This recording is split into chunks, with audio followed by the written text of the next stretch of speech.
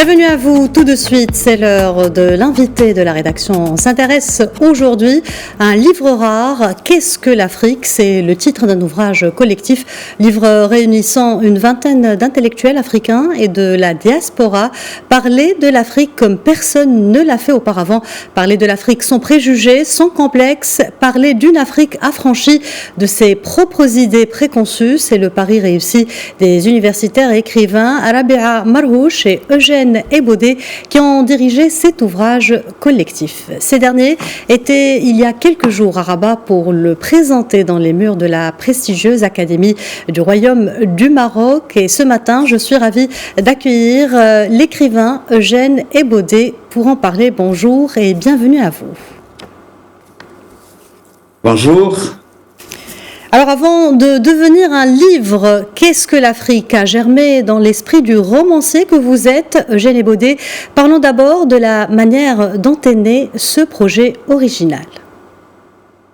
Eh bien, il est né il y a précisément un an, lors de la création de la collection Sembura. Il s'est agi au sein de la maison d'édition La Croisée des Chemins de pouvoir donner voix à une Afrique subsaharienne d'abord, mais à une Afrique dans sa diversité et dans sa créativité. Donc la présenter telle qu'elle est, telle qu'elle souhaite aussi montrer sa capacité à mettre les imaginaires africains en fusion et non dans la confusion. Alors, nous avons donc... Oui, je vous écoute. Oui, monsieur Eugène. Oui, nous avons donc, à partir de cette plateforme qu'est Sembura, la collection Sembura dirigée par Rabia Marhouch, nous avons souhaité que à la fois la fiction et la réflexion puissent faire partie de cette nouvelle exposition des idées tirées de la puissance africaine, une puissance qui n'est pas souvent reconnue, qui n'est pas exposé convenablement. Et nous pensions qu'à partir de l'Afrique et de Rabat en particulier, et vous l'avez souligné, nous avons été reçus à l'Académie du Royaume du Maroc grâce à l'invitation de son guide, de celui qui préside à ses destinées, le professeur Abdeljalil Lajamri, pour précisément présenter les livres parus sous la collection Sembura aux éditions La Croisée des Chemins. Eugène Ebodé, l'ouvrage sous-titré Réflexions sur le continent africain et perspectives, est édité par les éditions La Croisée des Chemins à Casablanca. Il est préfacé par Abdeljalil Lajamri, secrétaire perpétuel de l'Académie du Royaume du Maroc. Parlez-nous de cette préface qui revient sur la genèse du mot Afrique.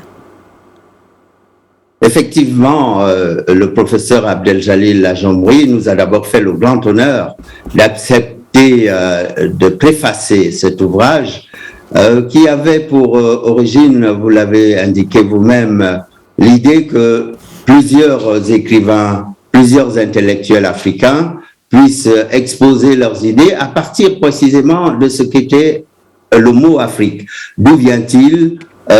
Avant de voir où nous allons, il est toujours bon de voir d'où nous venons. Et le mot Afrique appartient à une population berbère qui était installée sur le pourtour de la Méditerranée.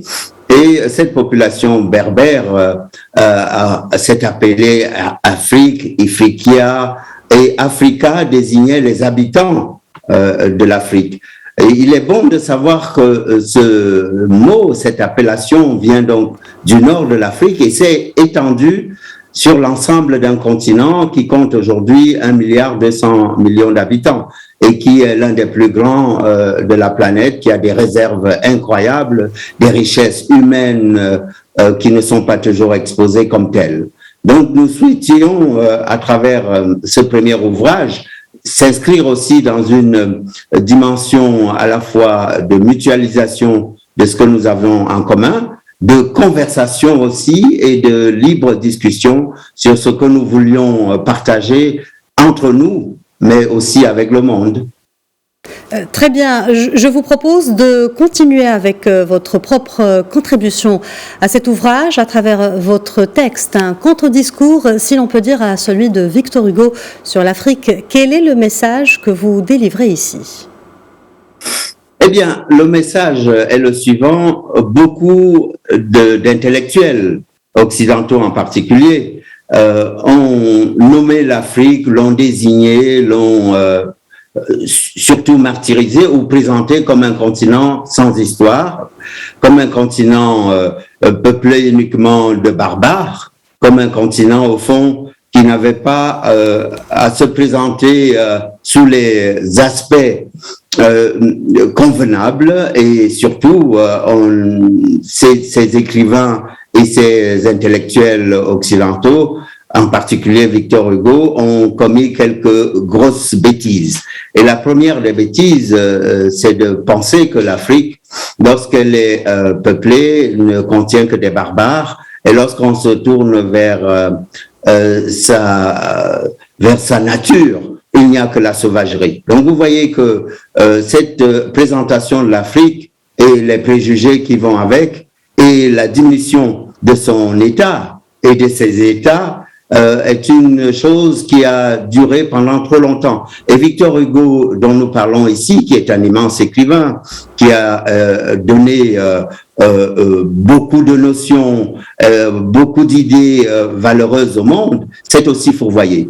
Le 18 mai 1879, Victor Hugo, à l'occasion de la commémoration de l'abolition de l'esclavage, est entouré d'un autre Victor, Schellcher. Et au cours d'un banquet, il prononce un discours sur l'Afrique qui est un discours calamiteux, qui dit en résumé que l'Afrique n'a pas d'histoire, que l'Afrique est donc peuplée uniquement de barbares, et que l'Afrique, au fond, Dieu l'a donnée, oui, Dieu l'a donnée à l'Occident. Et il ajoute cette injonction qui est assez curieuse aujourd'hui lorsqu'on la relit: emparez-vous de l'Afrique, c'est Dieu qui vous l'a donnée, et changez vos prolétaires en propriétaires. Au fond, la réponse que je veux lui administrer ici, et pas seulement à Victor Hugo, à tous ceux qui suivent les chemins qu'il a dessinés et qu'il a présentés au reste du monde pour s'emparer de l'Afrique, c'est de lui dire: l'Afrique n'est pas à prendre, elle n'est pas un objet, elle est plutôt à apprendre. Voilà, c'est en résumé ce que je peux lui donner comme réponse. Eugène Ebaudet, le texte de Véronique Tadjo, Virus et politique, fait partie des écrits les plus édifiants. Dites-nous pourquoi, selon vous.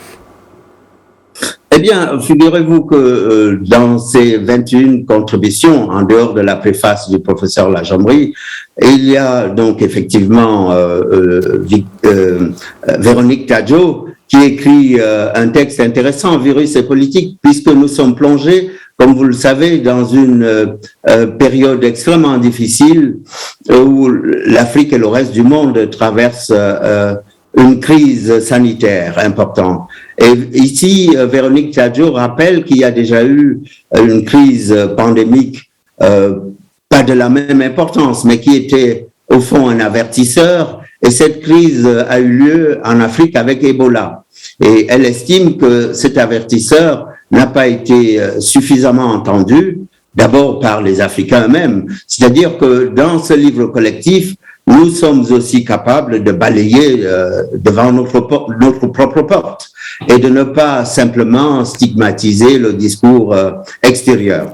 Et sur la pandémie d'Ebola, il y a eu beaucoup de frayeur parce que la crise était délicate, mais les États qui ont connu, en particulier les États de l'Afrique de l'Ouest, est-ce qu'ils ont suffisamment pris compte de cet avertissement? Véronique Tadjo a l'idée de penser que toutes les mesures n'ont pas été prises.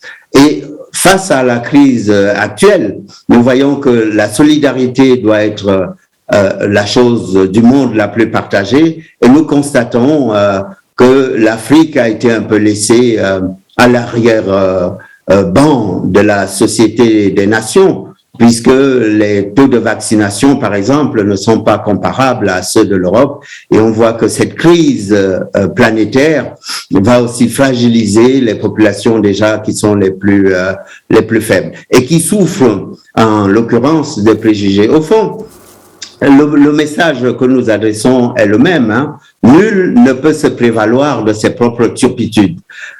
Cette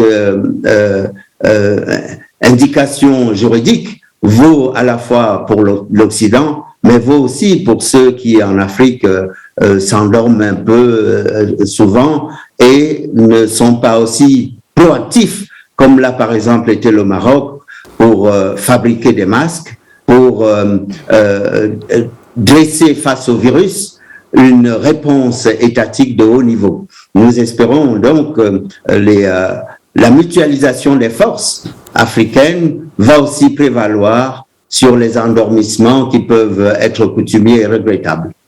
Je voudrais qu'on passe à un autre texte aussi poignant, celui de Consili Bigirimana, qui livre pour sa part une Afrique matricielle, meurtrie, mais bien plus encore. Parlez-nous-en, Eugène Ebodé. Vous avez raison. Consili Bigirimana est